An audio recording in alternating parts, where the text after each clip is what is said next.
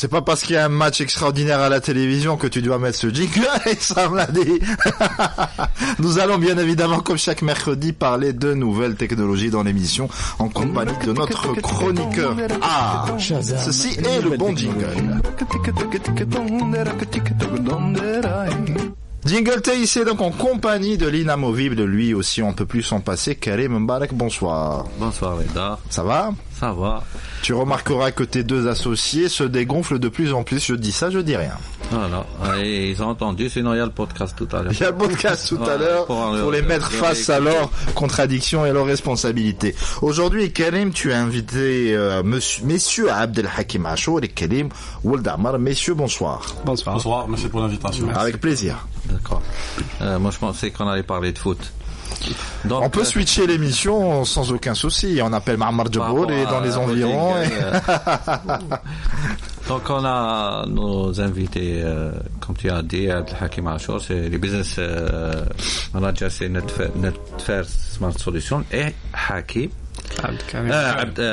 Karim Woldamar, qui est freelancer. Pourquoi on a fait ces deux choix? Parce que on va parler des applications mobiles et du marché, s'il y en a, des applications mobiles en Algérie.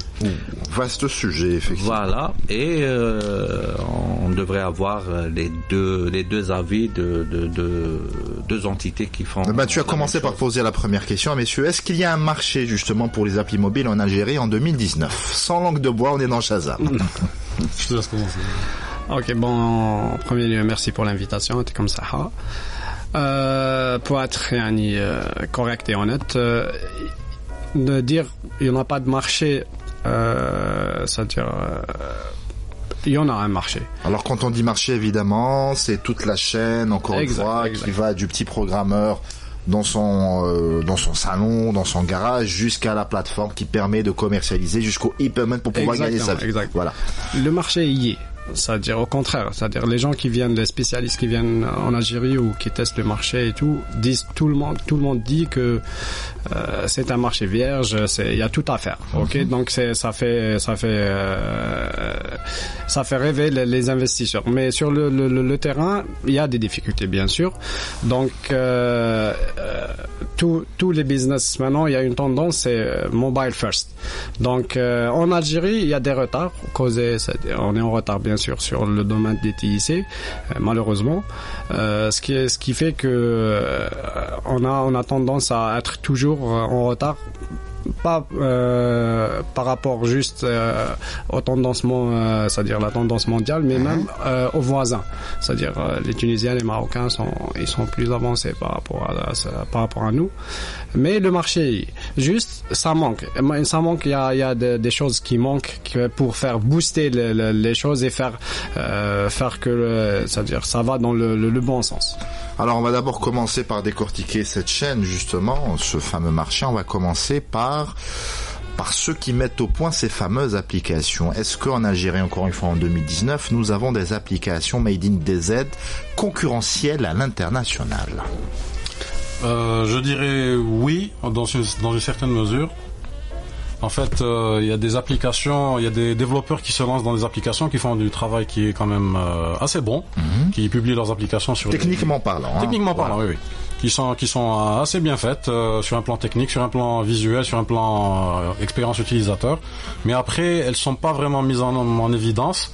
Il faut savoir que pour cette activité, en fait, il n'y a pas que la partie développement. Il y a aussi la partie communication et la partie mise en valeur, on va dire, des applications. Il faut être visible, il faut avoir éventuellement... Ça sert à rien d'avoir un excellent produit si au final on sait pas. Voilà. Je suis le meilleur exemple pour en parler parce que justement, je fais moi-même des applications. Et je fais moi-même des applications à mon échelle en tant que freelance. Et c'est vrai que bon, pour faire une application mobile, bon, il faut une certaine maîtrise sur la partie technique. Mais après, il faut que le produit soit visible, qu'il ait une résonance dans que les gens en parlent, que les gens utilisent et le bouche à oreille, etc., etc. C'est pas évident pour quelqu'un qui se lance tout seul, on va dire. Parce qu'un budget com pour une entreprise, ça peut être assez conséquent et ça peut être... On parle depuis tout à l'heure d'applications mobiles, mais on a oublié que peut-être il y a certains auditeurs qui ne savent pas exactement ce que c'est qu'une application mais heureusement mobile. Que tu es là, Karim. Qu'est-ce qu'une application mobile? Dis-nous. Moi, je suis juste chroniqueur. Hakim. Ok, bon. Tu as repris la parole pour la renvoyer vers pour la chapeau. On apprend tout à l'heure. Donc, pour être simple et faire, c'est-à-dire comprendre didactique. Exactement, c'est un programme adapté au téléphone, c'est-à-dire au smartphone. Ok, c'est un programme qui exécute certaines fonctions pour rendre un service à l'utilisateur, donc et qui est simple et qui est adapté au mobile. Au smartphone. Vu qu'il y a plus de 80% des recherches ou bien des utilisateurs sont sur mobile. Donc c'est un programme, c'est un logiciel pour mobile, pour vraiment faire de la simplification à outrance. D'après vous, on va commencer par Karim. Oui. Tu es en face de moi et tu t'appelles comme moi. Donc tu es Marifa. Il en faut pas beaucoup. Hein. Voilà. Juste le nom, juste le prénom. Il y a Etoli Karim. Heureusement, j'ai Hadjaka. Donc Karim, pardon, Reda Matouchfia. D'après ton expérience, Karim, oui. Quels sont les besoins, c'est-à-dire actuels des entreprises ou des gens à qui vous avez développé des applications oui. Généralement, c'est quel type d'application? Aujourd'hui, en fait, il y a plusieurs targets, plusieurs cibles pour les applications mobiles. Il y a les applications mobiles qui s'adressent au grand public, à tous les utilisateurs, tous les possesseurs de terminaux mobiles, de smartphones. Et puis, il y a des applications mobiles qui peuvent être adressées aussi aux entreprises. Customisées en fonction des besoins de ces dernières. Exactement. Parce que, en fait, au niveau des entreprises, il y a beaucoup d'activités qui peuvent être retranscrites sur mobile. Pour automatiser certaines tâches, pour faire utiliser les capacités du smartphone qui n'existent pas sur les PC. Par exemple, vous avez la géolocalisation, par exemple la prise de photos. Donc sur un terminal mobile, c'est plus pratique d'utiliser. Même si les frontières, encore une fois, entre les deux médiums commencent à s'amenuiser. Exactement. Et donc c'était quoi la question déjà? Je me suis un peu perdu. Donc la question c'était qui va gagner, Barcelone ou Inter? Je suis pas trop fan de football. Moi aussi. C'était le besoin d'après vous en tant que freelancer. Quels sont les besoins des entreprises à qui vous avez développé ça? Alors des entreprises. Après on va switcher vers les utilisateurs lambda, les casual utilisateurs. Parce que pourquoi je dis ça? Parce que généralement, c'est-à-dire pour des applications mobiles, vu qu'il n'y a pas encore un marché digne de ce nom, donc généralement c'est les commandes d'entreprises, d'événements, c'est pas le particulier, sauf si c'est un utilitaire, ou c'est l'entreprise elle-même qui développe pour offrir un service. Donc par rapport à en termes de cible, donc il y a la troisième cible qui est donc les entreprises qui vont recruter des développeurs ou des boîtes de développement pour leur développer des produits qui vont eux-mêmes mettre à disposition du grand public avec leur logo, avec leur marque, avec des choses comme ça. Et là, ça peut aller, ça peut être différents types d'utilisation, différents types d'applications. Ça peut être des choses qui concernent la commercialisation, ça concerne le transport. Ces applications qui font fureur actuellement. Oui, les VTC, effectivement, c'est la grande mode actuelle. La grande mode, il y a pratiquement, je sais pas, moi, à chaque fois que j'ouvre mon Facebook, je trouve une nouvelle compagnie qui fait des annonces, etc. Il y a aussi je suis parmi. Voilà. Hakim fait partie des VTC. La concurrence, c'est pas le meilleur créneau, Exact. En plus, il y a Hitch qui débarque, je pense, en Algérie. Donc voilà, c'est un autre poids lourd qui se joint à l'échiquier. C'est des gros poids lourds qui rentrent en Algérie, justement. Il y a aussi des applications pour les livraisons. Tout à fait. Aussi, beaucoup de. D'ailleurs, maintenant, il y a des VTC qui sont en train de faire des subdivisions et tenter l'aventure livraison. Exactement. Si je peux ajouter, c'est que le marché actuel, comme j'ai dit tout à l'heure, c'est que la tendance est mobile. Ok, c'est le mobile. Donc c'est pas une tendance algérienne ou en Algérie seulement. C'est une tendance mondiale. Mobile first. Ok. Donc l'utilisateur, il y a une expérience utilisateur, c'est que les gens passent beaucoup de temps sur leur mobile. Ok, donc la tendance mondiale, le rapport de cette année, celui de l'ONU, ce serait 2h40 par jour et par habitant. C'est énorme. C'est énorme, oui. Et ça augmente, c'est en descend, c'est-à-dire sur une tranche d'âge un peu pour les plus jeunes. Pour les plus jeunes, exact. Il y a une tendance, c'est que des fois pour les gens entre 25 et 30 et 34 ans, c'est-à-dire entre 18 et 24, c'est plus des fois plus jusqu'à 3 heures, 4 heures. 4 heures sur mobile. Donc c'est là où on sent qu'on commence à être vieux parce que ça nous paraît bizarre. Oui, bien sûr, bien sûr. C'est là où il y a le marché pour les opticiens. Donc là, ce qui fait, c'est que c'est normal, c'est quand vous faites un business ou vous êtes une société où donc vous allez chercher les consommateurs, donc là où ils sont, hein. Donc comme c'est fait par les grands réseaux sociaux et tout, donc les gens, qu'est-ce qu'ils font? Vous êtes obligé de développer des applications, ok, parce que les gens ont tendance à accéder par mobile. Donc même les sites web, c'est-à-dire l'expérience utilisateur, c'est accéder sur les sites web ou vers les sites web à travers le mobile.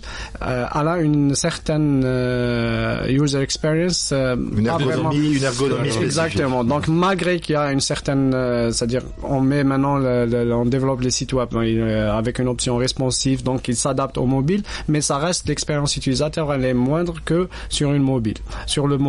Les applications mobiles offrent une meilleure expérience utilisateur. Donc ce qui fait les applications c'est-à-dire rentrent sur le quotidien des utilisateurs en force. OK? Donc là, on peut distinguer deux marchés. Donc il y a le marché. On parle de monde ou on parle Algérie? C'est la même tendance. C'est la même tendance. C'est-à-dire on n'est pas différent des autres.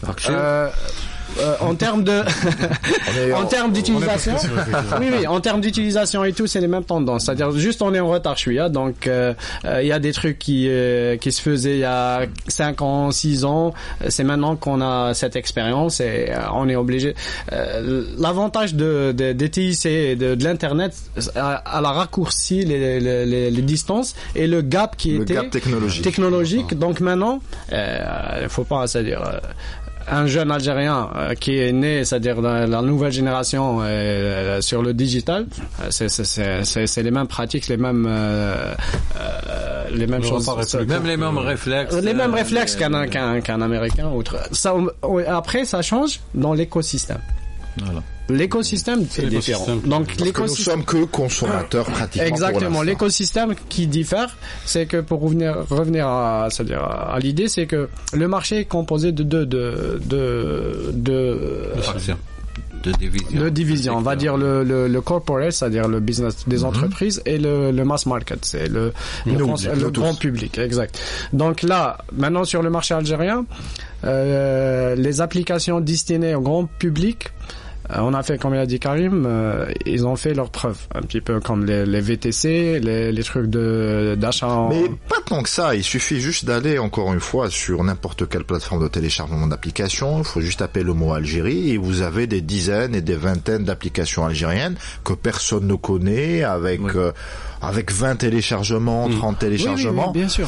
Des applications fantômes, encore une fois. Oui, bien sûr, ça. Mais Reda, Hakim, il y a aussi beaucoup d'applications mobiles qui ont été faites par des Algériens, qui sont téléchargées en millions de téléchargements, mais qui sont pas identifiées autant qu'applications algériennes. C'est-à-dire, le gars, il met de la pub, il crée un besoin pour l'utilisateur. Ça peut être un jeu, ça peut être n'importe quoi qui puisse ramener des visiteurs. Il fait quelques pubs, il est à peut-être 1 ou 2 millions de téléchargements. Mais on ne sait pas que c'est un Algérien parce que c'est un jeune qui développe et qui est payé par Google. Et quand son argent arrive, moi je l'ai vécu, quand son argent arrive, Google il te verse un chèque, il t'envoie un chèque. Google t'a envoyé un chèque. Non, pas à moi. C'était à moi. Exactement. Donc il t'envoie un chèque et quand tu le reçois, on bloque la somme. Si tu n'arrives pas à justifier ou à aller faire confiance, le chèque est reparti chez Google. Et le gars n'a pas pu être payé. Ça fait partie de l'écosystème. Voilà, c'est ça pour revenir. Et aussi qu'il y a des jeunes qui développent, mais ils sont pas identifiés comme application algérienne. Il faut juste voir ce qui se passe, ce qui s'est passé dernièrement, les événements, les concours internationaux. Là, il y avait un concours en Tunisie. Il y avait deux équipes. Il y a une équipe algérienne. Deux équipes. Il y avait la voilà. première place et la troisième place. Il y avait. D'ailleurs, si vous écoutez, marhaba bihom dans l'émission quand vous. Exact. C'est des jeunes qui font développement et tout. Ils ont pris la première place et la troisième place. Il y avait un jeune en solo qui avait ils ont fait une application vraiment, c'est-à-dire bonne. Et il y avait 2 ans de ça, je pense, en Arabie Saoudite, ils ont fait le Hajj Hackathon. Et les Algériens, je pense, ils avaient une deuxième ou troisième. 200, ils étaient plus de 200 participants. Algériens. Ouais. Ils ont eu la deuxième, je pense, place. Je pense. Mais ils pour remporter des prix, ils remportent des prix maintenant. Donc, c'est-à-dire la matière grise est là. Donc, il n'y a pas de différence. La machine qui fait. Il n'y a pas de différence. Exactement. Pour favoriser l'évolution et que les gens puissent s'exprimer. D'accord. Et gagner leur vie, surtout. Encore une fois, on revient sur ça, Karim. Hakim, en tant qu'entreprise qui développe des applications mobiles, oui. Avez-vous, par exemple, est-ce que c'est vous qui essayez de convaincre sur l'utilisation, parce qu'on a un grand problème d'appréhension par rapport aux entreprises qui désirent avoir des applications. C'est-à-dire, développe ta pensée, Karim. Généralement, c'est ici le problème chez nous, surtout en termes de TIC. Même si on sait que cette entreprise a vraiment besoin de cette application ou de ce CRM ou cet ERP, il faudrait qu'on fasse, même chez nous, il faudrait qu'on fasse une formation indirecte et une vulgarisation de l'utilité qu'a cette application pour cette entreprise par rapport au manager. Pour que le manager décide, encore une fois, de l'intégrer dans ses process. Exactement, de l'intégrer. Et ça, il y a cet effort encore à fournir, même en 2019. Oui, même pour le basique pour les sites web. Le gars, il vend sa marchandise ou il vend son truc, il te dit pourquoi qu'est-ce que j'aurais besoin de faire? C'est un site web. C'est exactement. C'est une problématique, c'est-à-dire. Donc chez vous, c'est-à-dire comment vous faites? Est-ce que c'est les clients qui demandent telle chose? Voici mon besoin. Est-ce que vous faites de la vulgarisation? Est-ce voilà que ce qu'on peut vous apporter. Vos clients Généralement, jusqu'à maintenant, si je peux, c'est-à-dire citer, c'est qu'on est le partenaire digital du salon du livre. Donc c'est le SILA, c'est nous qui avons développé le guide digital, l'application mobile. C'est bien. Donc ce qu'elle a fait, c'est que des fois, sur la réalité du terrain, c'est que vous devez partir chez le client. Des fois, vous avez à développer des trucs et aller directement montrer au client, voilà l'application que je vous offre. C'est-à-dire, il cherche du concret. C'est-à-dire, si vous allez lui présenter un concept et tout, donc ça l'intéresse il va pas adhérer. C'est-à-dire, on voit Karim qu'il est en train de faire avec ses mains. Je vis la même chose. Que ce soit des grandes sociétés et tout, ou des petites ou des. Donc, l'Algérien généralement, il a tendance à. Il est pragmatique. Exactement, à croire que ce qu'il voit, des fois, il touche. C'est-à-dire, donc, si vous partez, vous lui présentez un concept, un projet et tout, il te dit oui, c'est bien, ok, c'est très bien, c'est waouh et tout, et après c'est rien. Mais et si tu as de la chance, c'est pour le guetter. Exact. Et la problématique, c'est que en Algérie, pour le développement, ça c'est un problème pour toutes les entreprises ou les personnes qui développent des logiciels. Un software pour les Algériens, c'est pas compréhensible. C'est-à-dire un logiciel, c'est pas palpable. Il peut acheter une machine un prix très élevé, c'est-à-dire on voit des smartphones maintenant à 300 000 dinars, même plus et tout. Qui m'attaque à l'embarque. Exactement. C'est-à-dire normalement il met des agents de sécurité. Il me chez garde Non mais Hakim, il n'y a pas que le service ou les applications que. Non, je dis en général, c'est pas que les applications. Ça, c'est une faute. L'IT, c'est une tendance. C'est uniquement l'IT, parce que ça me rappelle une histoire.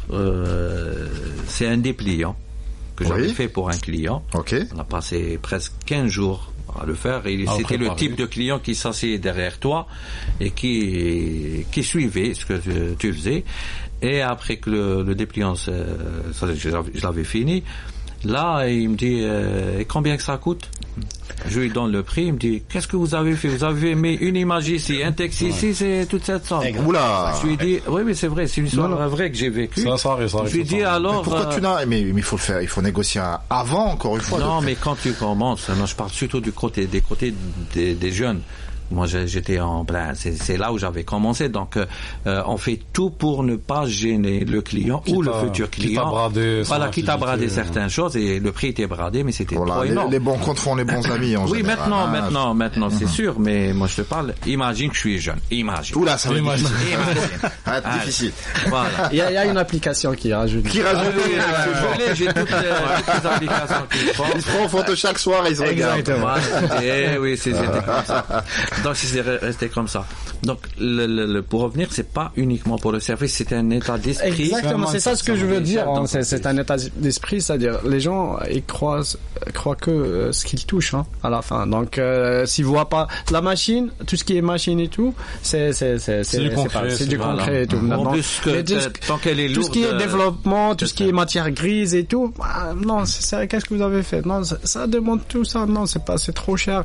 Et malheureusement, quand ça vient des Algériens, d'autres, non, pas des Algériens, c'est-à-dire d'autres mers, ou c'est-à-dire après la mer, d'autres nationalités, quand ça vient de l'étranger, des multinationales ou des boîtes étrangères, on accepte le prix. Je dirais qu'on est prêt à poser. On paye le prix fort. Voilà. Des fois, on paye le prix fort pour des applications ou des solutions qui se fassent, c'est-à-dire c'est des solutions basiques qui se fassent facilement en Algérie, mais bon, on cherche le nom, ou c'est quand il y a. Mais ça limite, ils ont les moyens, donc ils préfèrent encore une fois la sécurité, ils préfèrent peut-être un backup en termes d'entretien. On va dire, c'est pas forcément. C'est le complexe c'est le complexe du colonisé en fait.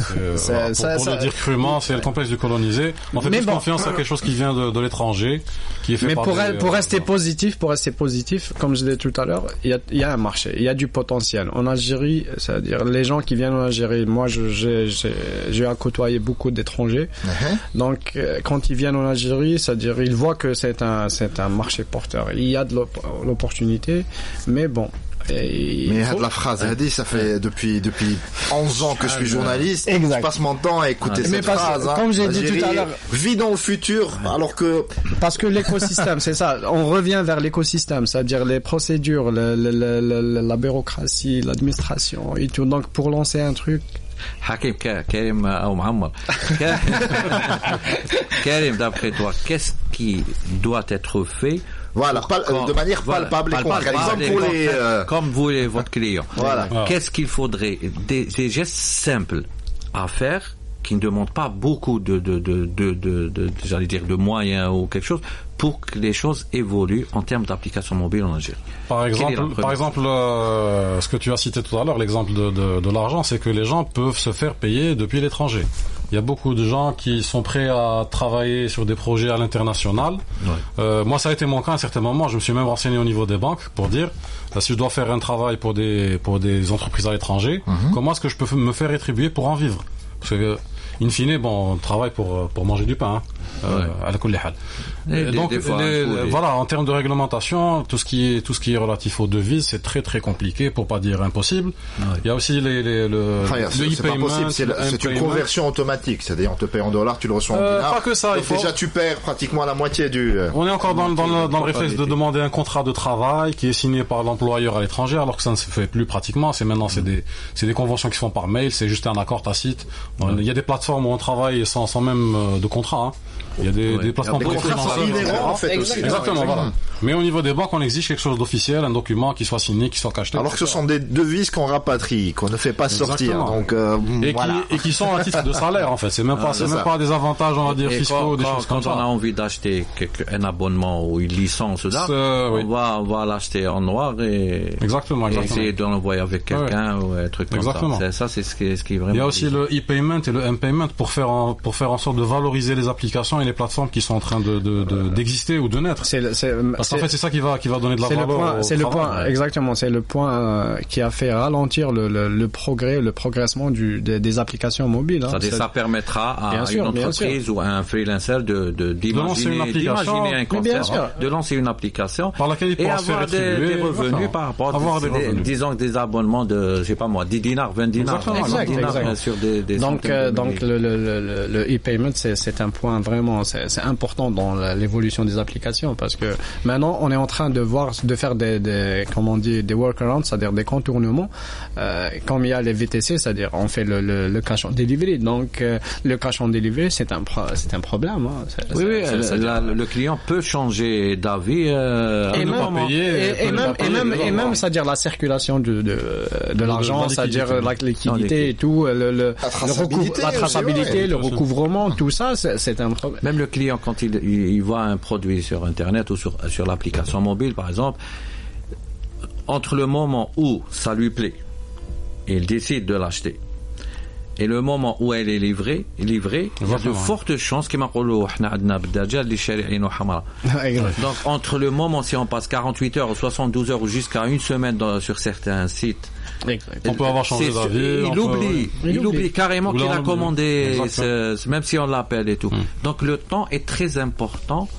Maintenant, c'est de raccourcir le temps entre l'envie d'acheter et l'action d'acheter et le versement de l'argent. Il faut que ça soit presque instantané pour réussir Oui, Karim. On a eu cette conversation dans plusieurs fois. D'ailleurs, les choses ne je parlais sans réfléchir tellement plusieurs fois, je parle. Voilà, c'est un discours qui sort presque naturellement. Exactement. Et là, encore une fois, ça serait bien d'arriver à trouver des solutions, une organisation, une plateforme pour faire entendre ces revendications au lieu, parce que cette situation dure. L'Algérie est en train de traverser une crise économique énorme. En 2022, certains économistes parlent d'une cessation de paiement. Donc, c'est maintenant qu'on doit trouver des solutions alternatives. Si je peux rajouter quelque chose aussi, c'est qu'on perd aussi des ressources, des matières grises. C'est-à-dire qu'il y a des gens qui arrivent à 20-25 ans, qui sont dans la technologie, dans le TIC. Ils voient qu'il n'y a pas d'avenir en Algérie. Ils partent. Moi, je peux vous donner mon exemple. Bon, si je peux un petit peu parler de ma situation, c'est que je suis un passionné de développement. Trop de modestie dans cette émission. Je suis un passionné de développement, mais le développement mobile ne me fera jamais vivre. Donc j'ai décidé à un moment de ma vie de dire bon, je vais pas y renoncer. Mais je vais garder une carrière classique, c'est-à-dire je vais travailler dans une entreprise avec un salaire pour garantir un petit peu un revenu, on va dire stable, voilà. Et puis je vais essayer de garder quand même le développement mobile et de le faire en freelance. Voilà, dans mes heures dans les épinards, mais c'est dommage aussi. Ce qu'on appelle les 2 fois. Et voilà, j'ai été prudent. C'est vrai que bon, ça n'a pas été quelque chose de risqué ou d'oser. Ouais. J'ai été prudent et finalement, je regrette pas ce choix parce que depuis le moment où j'ai commencé à travailler sur les applications mobiles, j'ai passé pratiquement 3 ans sans aucune rentrée d'argent sur la partie application. Impressionnant. Mobile. Voilà. Donc ça décourage encore une fois ceux qui peut-être que j'ai pas été sur les bons créneaux, mais je me dis que voilà, c'est pas forcément quelque chose sur lequel il faut se lancer. Quand on aime ce qu'on fait, t'inquiète pas, c'est-à-dire même si tu n'as rien dans la poche. Ouais, mais qu'est-ce que c'est que la facture voilà, enfin, j'aime bien ce que je fais, tu vois. Pendant les 3 ans à 2, j'ai eu des petites périodes entrecoupées de chômage où j'étais sans activité. J'ai fait mon maximum pour essayer de lancer la partie développement mobile et ça n'a pas marché, ça n'a pas abouti. Peut-être que j'étais pas sur les bons produits, là, sur les bonnes tendances. Mais en fait, voilà, je me dis, c'est pas quelque chose qui peut vraiment faire vivre. En étant célibataire chez soi, enfin chez ses parents, on peut se lancer dans ça. Mais quelqu'un qui a une famille à charge, là, c'est pas du tout évident. Non, mais toujours, on revient au paiement. La semaine passée, on avait parlé, Reda, si tu te souviens, du problème des sites e-commerce qui doivent avoir un site ici en Algérie, l'hébergement en Algérie. On avait parlé qu'il y a un grand problème. Si le gars a 100 gigas d'espace ou 50 gigas, comment il va faire pour le télécharger? C'est-à-dire, on parle de basique, de connexion Internet. Et moi, je rêve sincèrement. Je rêve qu'un jour, on puisse, d'ailleurs j'avais écrit un truc sur ça, un jour où tout se fera naturellement. Je me lève, je trouve pas de pain à la maison, j'ouvre mon téléphone, je clique le pain, bien cuit, grillé, je sais pas comment on appelle ça. Ça, c'est ce qui se passe dans les films. Hein. La vie rêvée. Et le veut une famille américaine qui met à les pubs. Écoute, le temps que le café se prépare, il y a le Votre pain est arrivé. Non, c'est pas un bonhomme qui vient, c'est le drone qui m'amène le pain. On est loin. Voilà, autant Déjà les drones, c'est un S'il y a quelqu'un qui a un drone, Habider Ghost ou le Karim Barak pour son anniversaire, du bol khubza ou la zouj. Ou casu. oui, exact. Revenons à nos moutons. Oui, il nous reste 2 minutes. Voilà, 2 minutes en clôture. Donc, pour vous, Hakim et Karim, c'est-à-dire le plus grand problème, c'est-à-dire numéro 1 qu'il faut régler, c'est le M-Payment. Moi, je dirais juste avant ça, oui, c'est juste la base, c'est la qualité d'Internet. Déjà, on peut pas parler de digital, d'application, de ça, sans avoir une bonne connexion. On est vraiment très très loin. Absolument. Donc déjà c'est ça, c'est la base, c'est l'internet. Donc il faut, si on achète une voiture, il vaut mieux que ça soit avec des roues. Avec de bons pneus. Donc c'est l'idéal. Non, mais ni en débit, ni en stabilité. On est classé. On est classé vraiment très bas. On est sur 120 pays. On n'est pas classé. Bon, on va dire. On est classé, Hada. On va dire, Malèche, on va dire sur un classement de 120 pays, on est le 119e pour le truc fixe. Ça va. 119e sur 120. Pas dernier, c'est à 3 mégas. Et pour le mobile qui est censé c'est-à-dire booster. Exactement, booster truc, on est à l'avant-dernière place. Donc il y a des c'est-à-dire des pays en guerre qui sont mieux que nous, c'est grave. On est à moins 21% sur la connexion mobile. On descend. Exactement. Le taux de pénétration est à moins. Non, la qualité, en termes de qualité. Average speed of mobile internet connection. C'est la qualité. Pourquoi c'est un pourcentage? C'est par rapport à quoi? C'est la qualité, c'est entre, c'est-à-dire le download et l'upload. La qualité. Pardon.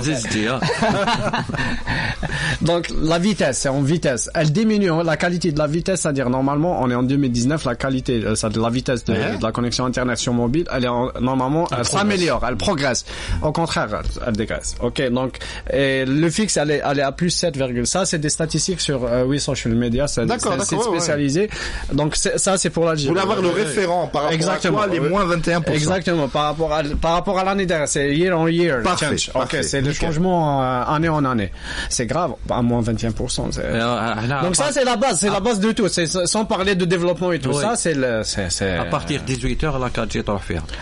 Non, jusqu'à 1h du matin. Anna, mon expérience, c'est-à-dire je sens que la 4G, la qualité de la 4G, elle est celle de la 3G. Si vous mettez votre téléphone sur le 3G, vous êtes sur le Edge ou autre. Il y a écrit 4. Donc, voilà, le 4 c'est pas facile de. Donc il faut penser à améliorer.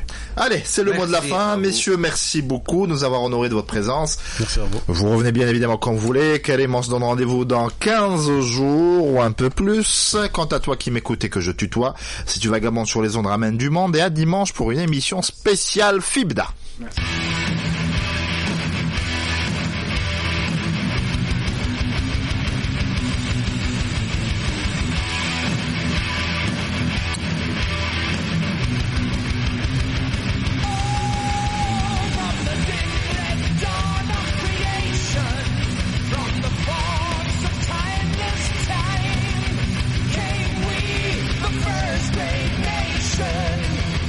First from the upward climb.